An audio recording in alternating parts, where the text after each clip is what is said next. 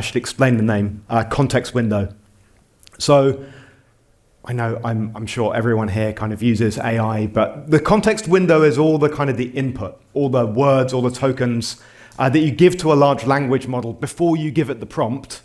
And what's in the context window is kind of what makes the completion afterwards meaningful and relevant.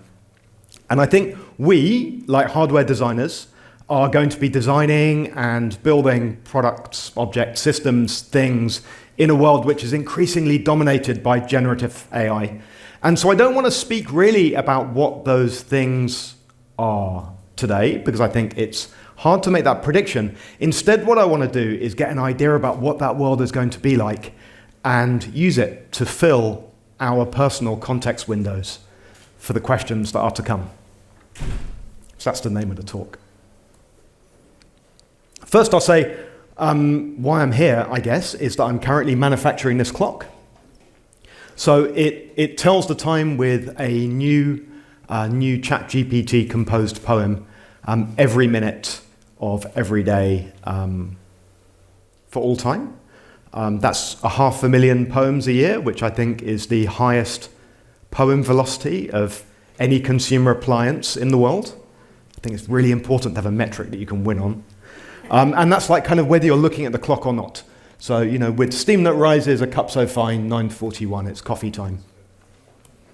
The short story here is that I shared a prototype on Twitter, which it was called back then, and it kind of went a bit viral, and I thought I have to make it. So the poems are sometimes profound and motivational, which kind of, you know, 11:38, don't hesitate. Time to save a life, don't be late. They're sometimes weird. It's almost noon, don't be a loon. Can't you see the sun shining high as a balloon? Sometimes, as the clock strikes 11:42, I rhyme the time, as I always do. Sometimes it fibs about the time in order to make the poem work, which some might say, it's a clock, you've got like one job. But I say that gives it character. So I took it to Kickstarter, and so now this is the industrial design. I spend my mornings on WeChat talking to the contract manufacturers in Taiwan about like USB compatibility and like Wi-Fi signal strength and all the usual stuff, and I get test videos like this. So you can see from this project what kind of AI person I am. I'm actually a very practical AI person, right? Like a clock is the kind of product that regular people have, right? I'm not here to like boost the tech or sell you a monorail, right? Like I'm interested in what we can do with it like today and what that future world is going to be like when we interact with these things. So like, and we can kind of get there, I think, by looking at prototypes. And most of the things I show you today are going to be software, but they're software about Gen AI to hint at that future.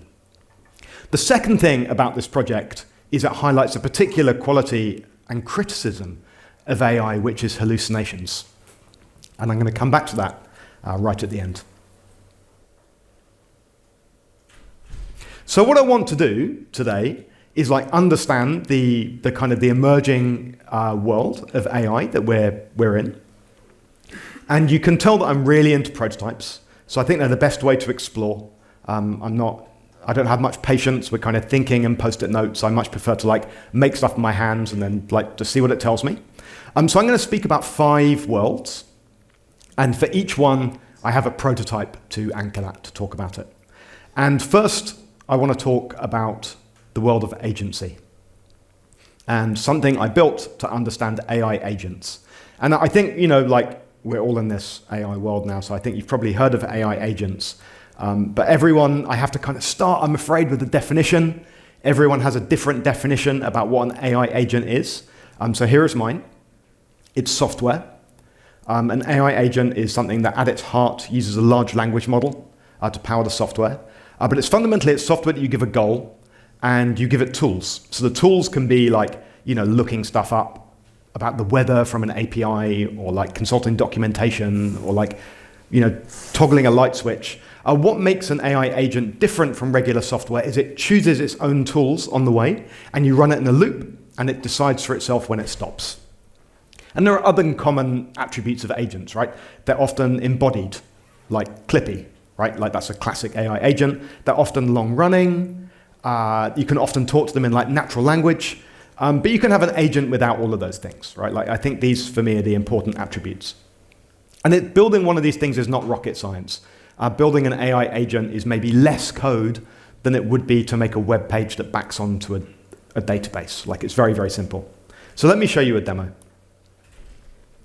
The setup I've got here is a very simple simulation of a smart home. So in this home, there are 4 rooms, which are listed on the left there: lounge, kitchen, bedroom, office. Each one of them has a smart light. And there are no cameras in this simulation of a smart home. And what there is a robot, maybe like a Roomba, and that has a camera. And it can't look in the dark, remember that? And all of this is a software simulation, right? Like it's a simulation of a smart home.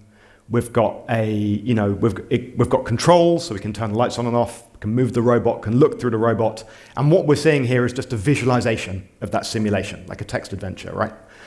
The thing which is real is that I built an AI agent to control that home. A bit like building an Alexa, except I built it in a day, and like Amazon, I don't know how long they've been building Alexa for, but you can build this on top of large language models now. And what you can do is you can give it a goal and then see how it uses the commands to achieve that goal. So let's just kind of show you what I mean. So I would give it a goal, like turn off the lounge light, right? And then we can see this is just a representation of its internal thought there.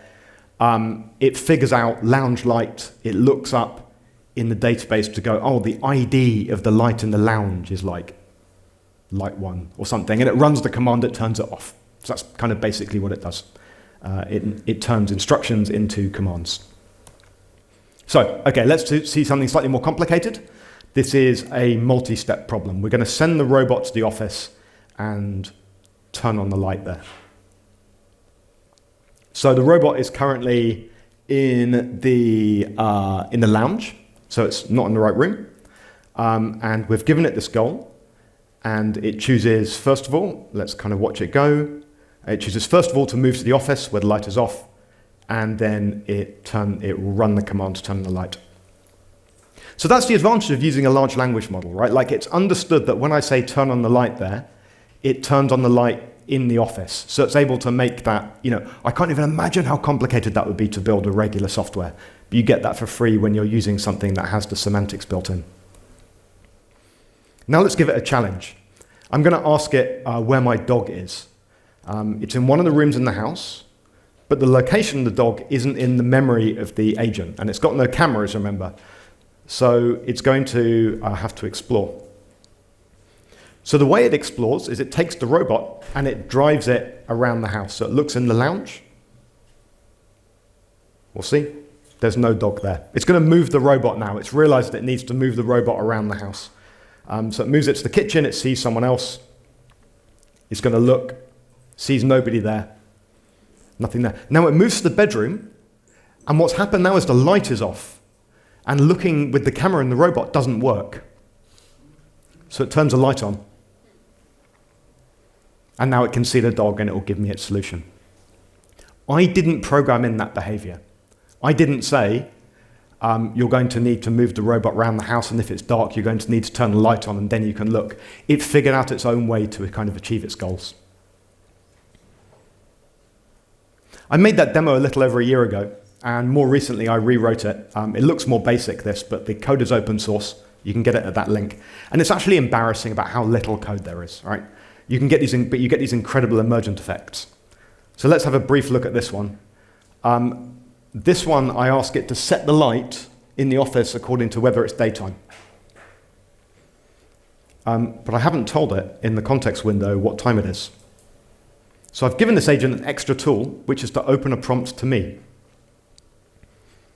Set the light in the office depending on if it's daytime. Hit go. Boom. Is it currently daytime? Yes.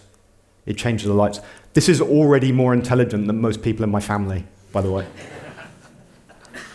What I learned from building this is that agents are really, really simple to build. We are going to have self-driving mode everywhere in every system, in every product. Multi-step sequences, instruction following, no having to speak in a special syntax to be understood by the smart speaker. Like, this kind of experience is going to be commonplace. You can add it to your systems today, if you like. And I think it will feel very different for us. Okay. World 2. So AI isn't just changing what systems can do, it's also changing the interfaces that we use to interact with them in a couple of ways. Firstly, because like natural interactions, like using voice or typing in plain text, is easy and no longer a compromise. You know, writing in English now is practically like programming something. You can be very high context. Gesture recognition and vision is also easy. I won't get into that. But instead, I want to point to a different kind of shift. And this story starts with developer tooling and the center of the Milky Way. So this is an app that I built at the beginning of this year, and it's called Galactic Compass. And on the face of it, this doesn't have much to do with AI. What it is, that arrow, it's a floating green arrow that always points in the same direction, which is to the central black hole, Sagittarius A star, which is in the middle of the Milky Way galaxy, 26,000 light years away. Actually, I have it on my phone at the moment. So if I open it, I should be able to calibrate. Let me see, so you can see the arrow. And if you're interested, the central black hole is 26,000 light years in that direction. It moves around us, right? As the Earth turns, as we go around the sun. It's a dumb app, right? But I find the concept really grounding, right? And I receive really touching emails from people who are at a very difficult place in their life. And they find it really grounding as well. It gives them a kind of a permanence and a kind of an anchor in the world. And it, you know, it got into the US App Store chart for travel, which was pleased about that. But I have a confession. And my confession is that I don't know how to write an iPhone app. I haven't touched SwiftUI before. I can't find my way around Xcode. I don't know how to read device sensors and combine rotations into SceneKit. I didn't know what those words meant before I started this project. And what I did is, to make this project, is I sat with ChatGPT and I went on a journey like stepping stones. And the way you make an app like this is not kind of go like, make me an app with an arrow that shows the way to the galactic center, right? What you do is you go, right, first of all, let's make an app which has got a blank screen. Now let's collect the numbers we're going to need, get them on a debug screen. Now show me how to draw an arrow. Now let's kind of make it move. And each of those steps like takes some hours to do, right? I have to go away and do some research. I have to think really carefully about what to do next. I have to learn how to combine quaternions and like educate my maths. But I feel like kind of I'm in a navigator in a car. And I can read the road signs, maybe even if I can't drive myself. I wouldn't have built this app without being able to collaborate with AI to build it. But building difficult things becoming easy is not the story here. Because on the one hand, we have difficult things become easy. On the other hand, we have easy things become absolutely trivial. And that, for me, is the interesting part of being able to build things using AI. For example, this is a very easy thing. Simon Willison, who's an AI engineer, got tired of looking up the syntax for CSS drop shadows, and he asked Claude, Anthropic's chatbot, to make him a mini app with some sliders that he could graphically use to choose the shadow and give him the CSS. Now, you may think, I would never use that. And that's precisely the point. It might not be useful for you, but it is useful for Simon. And in the old days, and by old days I mean before June this year, right?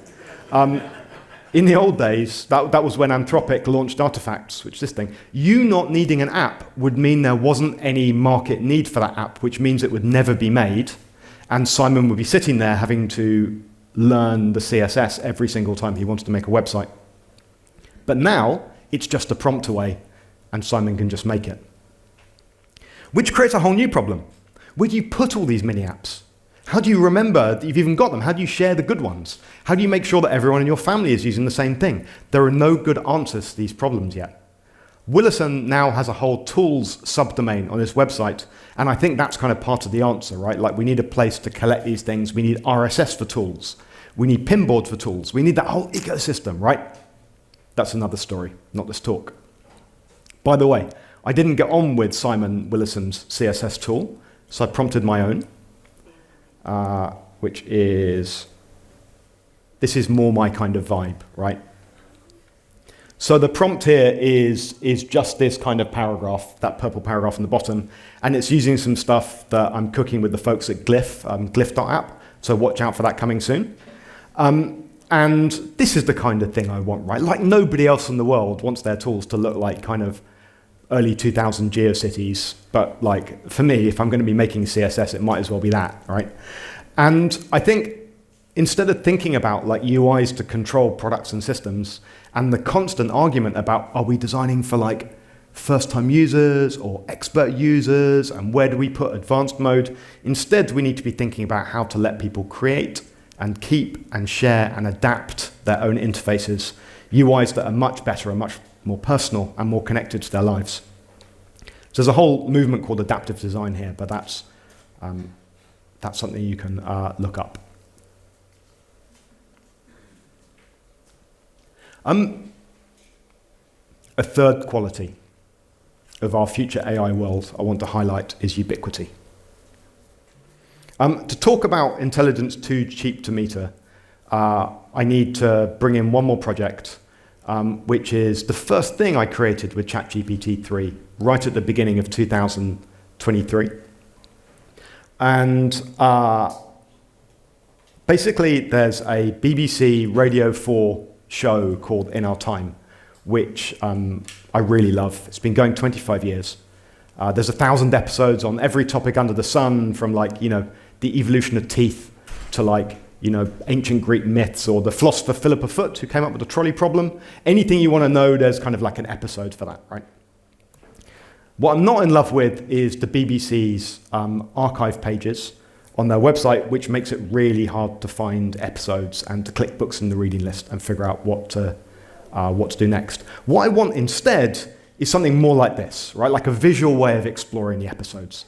Something that tantalizes me about what episode to listen to next, given the one I just heard. Yes, this is like black and white and blue, right? But I can scroll around it in Google Maps, and I'm like, I want to listen to this one and this one and this one. All feelings I don't get from the BBC website. So looking at this, I kind of figured in January 23, I'll make my own website, like as a side project in the evenings. I'll scrape all of the BBC's data off their website, and I'll reconstruct it for my own purposes. And I decided I wanted to build the website which was perfect for me. Adaptive design, right?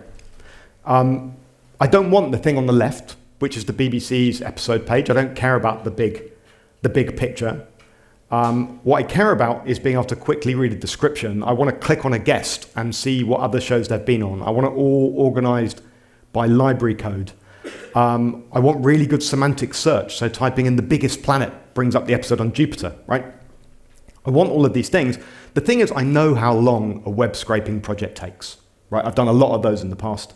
And looking at the BBC system, it's a 25-year-old content management system. Yes, it's kind of structured, but like it varies quite a lot. It's a 4 to 5 day project. 4 or 5 day project. I'm like, I can't spend 4 or 5 days on a side project. What I realized was I could just like give those web pages to GPT-3, ask it to structure the data for me, and run it overnight. I can write my instructions in plain English. This is the prompt. This is like literally the core part of the code. Extract the episode and the list of guests from the supplied episode notes from a podcast. Don't change the wording in the description, but remove line breaks. Do not include a list of guests. They're extracted later. Give it back to me in JSON. It took me 20 minutes to write the connectivity code, and it cost me $30 on my credit card. And I woke up the next morning and it was done. So let's do the maths. 4 days down to 20 minutes. Can we express that acceleration in terms of Moore's law equivalence? Moore's law is the idea that computing power doubles every 18 months or so. So working it out, the ChatGPT moment in November 2022 was equivalent to computers getting 10 years better overnight. I'm not sure you'd say it was overnight if you worked at OpenAI and you'd been working on the same thing for 7 years, but like for the rest of us, it was like overnight, right? And that's my perspective on AI. It's not about intelligence. It's not about whether AI is sentient or it's going to save the world or destroy it. It's not really about whether people lose their jobs or get new jobs. Just computers got 10 years better overnight. Which is less and more than it seems, right? That lets me kind of wrap my arms around what happened. But also, I remember, like, when the iPhone came out in 2007, what if we had got that in 1997 instead? We wouldn't have known what to do with it. I was at uni in 97. E-commerce was still brand new. I think I hadn't ordered from Amazon yet. I did my first e-commerce purchase in 98, and I was early with that. GPS wasn't even available for civilian use. So Uber wouldn't have been possible, really. But all of this was implicit in the technology of the iPhone. It just took a few years for us to figure out what was going on. And the same, I think, is true with AI. By the way, I said it cost me $30 to make that website in January, February 23. 18 months later, the price had dropped to 30 cents. So the price has come down already to 1% of what it was when it launched. Let's call this intelligence too cheap to meter.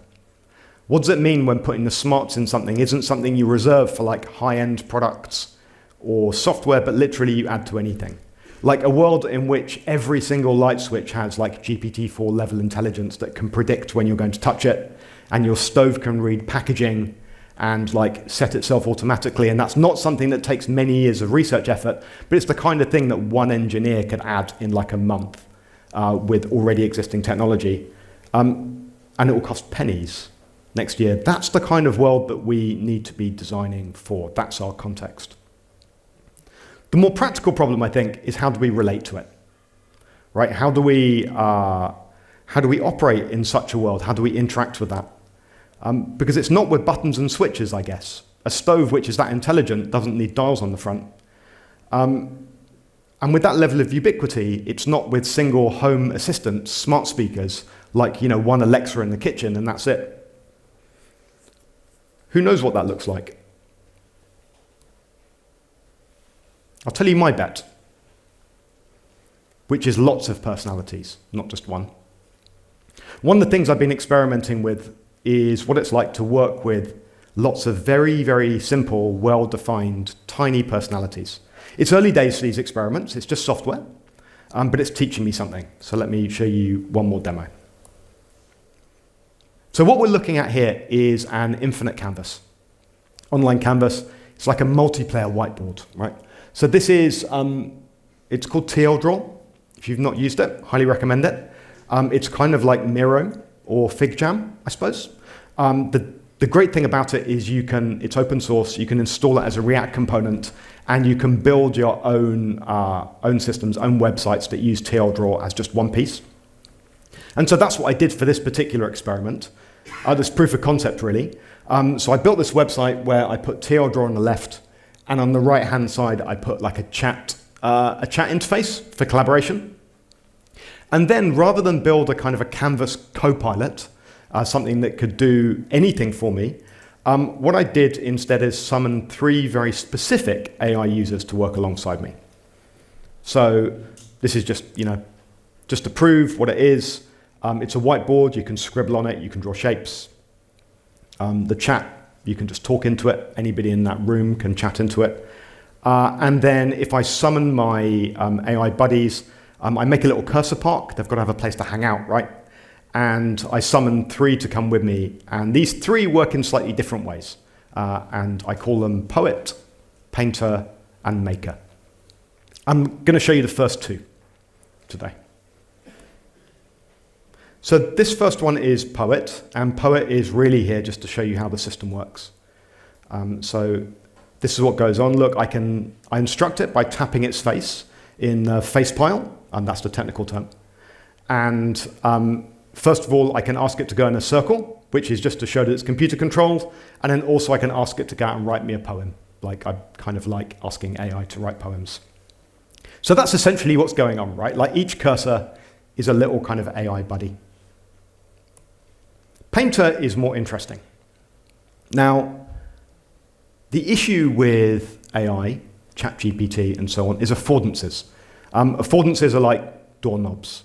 They're the thing which tell you how to use the thing you're standing in front of. Oh, this is something that I pull with the door, right? But with an agent, with a chatbot, what does it do? What can you do with it? How can it help? How do you remember that? Painter solves this by putting its hand up when there's something it can help with. So Painter likes to color in shapes. That's what Painter does, like this.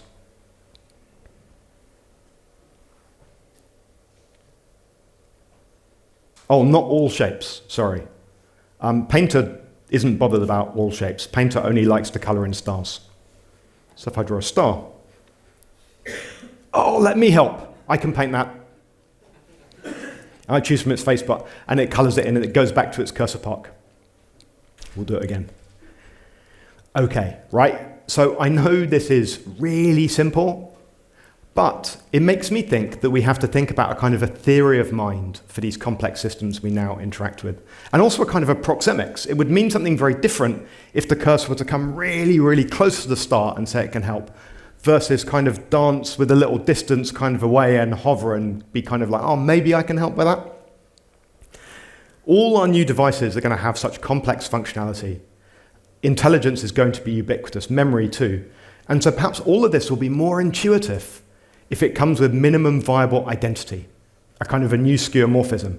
I don't mean anthropomorphizing. I don't think these things need to be people or tiny humans. These things aren't tiny humans. They're very clearly AI non-player characters, right? We just need to be able to recognize them from one moment to the next, that this is the same entity, so that we can remember this is what it does, this is what it can remember about me, this is how to invoke it, and give it the ability to stick its hand up and go, I can help. Now, exercise to all of you to imagine what this means in the world of things.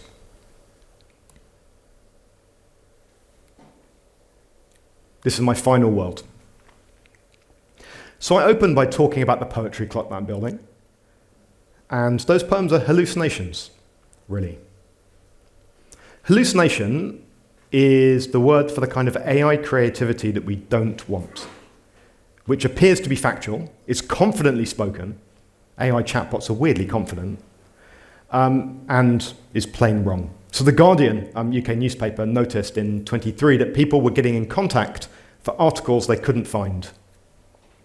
Our archives team was contacted by a student asking about another missing article from a named journalist. There was again no trace of the article in our systems. The source, ChatGPT. So much engineering time goes to stamping out these hallucinations, domesticating our large language models. And I'm sure that pretty soon it's going to be very hard to get ChatGPT or Claude or Gemini to say something which is factually incorrect. Which I think is a shame, because some of these hallucinations are actually pretty beautiful. I mean, this one isn't beautiful completely. Like anxiety, I feel its weight, 11:58, no time to wait. But it was accidentally the right poem at exactly the right time. So it was kind of a beautiful, hallucinated comic timing, right? I always have prototypes in my house, and I take pictures if I see a poem that I particularly like. I mean, this is wonderful, right? Is it a poem? It splits a word directly in the middle. I'm not even sure whether it completely works. In this realm where time is sentient, it's 7:20, there's plenty. I haven't seen that done before. Doesn't even matter, it doesn't quite work. And it makes it even better that it's an AI-composed poem which is talking about sentience, right? It's a bit on the nose. And it's also even more beautiful for the fact that if I had turned round and looked at this 60 seconds later, I wouldn't have seen it. If I miss it, nobody will ever read it. Ever, ever, ever, ever, ever, ever. So a more pejorative word for hallucination is slop. AI content which is distributed carelessly and widely without a human looking at it. Slop was shortlisted for Oxford English Dictionary Word of the Year this year. So all the worlds I've talked about, all those 4 worlds can be done without hallucinations and without slop. But I think when we use AI merely as computers that got 10 years better overnight, and we work around the hallucinations, I kind of feel like we're missing what makes this generation of AI distinctive and special. I mean, who remembers this? Deep Dream, 2015. This is where a lot of us, puppy slugs, right? This is where most of us first encountered generative AI. These computer-generated images seem magical. This is apparently a picture of squirrels that was leaked onto Reddit from a friend of one of the researchers. And all the images would slowly turn into these weird tentacled puppy slugs. Hallucinations. Dreaming, right? The whole technique is called dreaming. Dreaming is a kind of hallucination. Invention is a kind of hallucination. Stories are a kind of a hallucination. Fiction is a kind of a hallucination. These are all good things. I spend way more time than I should do thinking about this jacket. So in 2003, the Japanese fashion brand Buzz Rixon started getting requests for this jacket, supposedly produced by them, but it didn't exist. It's 2003. It's a reproduction of an MA-1 flight jacket, which is developed by the US military in the 1950s. Buzz Rixon is a sub-brand of Toyo Enterprises Limited. It's a Japanese brand that specializes in military reproductions. And they did indeed produce a MA-1 replica, but not in black, not this jacket. The black version of the jacket, made by Buzz Rixons, appeared only in fiction, only in the book Pattern Recognition by science fiction author William Gibson, that had been published earlier that year. And in 2005, they got together and they produced a jacket for real. This is what William Gibson said about it. He said, "I love this jacket. It reminds me of the title of a surrealist sculpture, An Object from the Other Side of the Bridge. An object from the other side of the bridge. It's real, but it emerged from a work of fiction." New things happen in fiction and in hallucinations. And luckily and sometimes unluckily, we can sometimes bring these objects back from the other side of the bridge and we can make our dreams real. And I kind of think that's our job, right? We can use generative AI to make the kind of experiences we've been imagining and dreaming about for the last 10 years. But we can also dream up brand new things. And that's my prompt, I suppose. The context window is filled. Those are my starting thoughts about what's going to be possible. So as we have for the last decade, let's spend today dreaming together and see what we can bring back from the other side of the bridge. Thank you.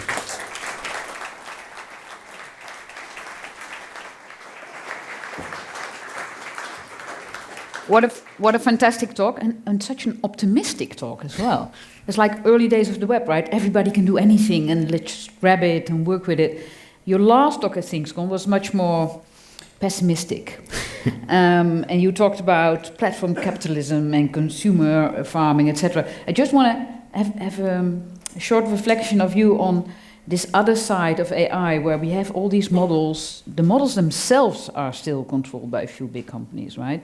Do you see a lot developing there as well, that we have new models that we all can use that are more specific and more cultural and more interesting? I think one of the things I'm excited about is the role of open source in all of this. It's very exciting to have open source models that we can play with. And I think one of the things that's happening in the large language model space with text is, yes, it's owned by very big companies at the moment, but if you look at other spaces like imagery, images are happening much more on people's desktops. The people who are pioneering the ways to create and develop and finding new ways to use it, they're happening outside the large companies. So I think there is space in the whole AI world for us to define what these things should be and to find new ways. I think let's not forget as well that people are still finding new ways to prompt AI and to interact and to produce structured data, the agent stuff. This all comes not from the big companies, but it comes from academics and people tinkering at home. Yeah. And one of the things I see quite a lot is the discourse in Discords and on social media is always kind of a few steps ahead of the big companies. So I think we have a big part to play here. Thank you so much. Thank You you. so much.